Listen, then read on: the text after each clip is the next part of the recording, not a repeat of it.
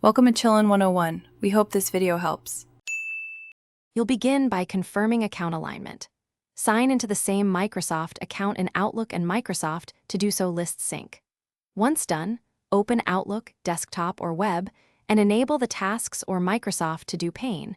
Make sure the To-Do add-in is installed if needed. You should pin the To-Do icon or view for fast access. Doing these steps first ensures new tasks created in Outlook appear in Microsoft To-Do immediately, preventing split lists and missed reminders. Now create and structure tasks. You can flag an email in Outlook to turn it into a task or click New Task in the To-Do pane.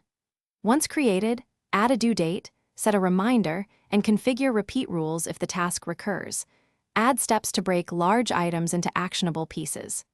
Next, assign a category or move the task into a dedicated list such as work or personal so you can filter. This organization helps you focus and enables reliable sync across devices. Finish by prioritizing. Open My Day or the Plan view to pick what you'll do now and move completed items to appropriate lists. If collaboration is required, share a list or copy tasks into a shared list. Make sure Mobile To-Do uses the same account so updates appear everywhere.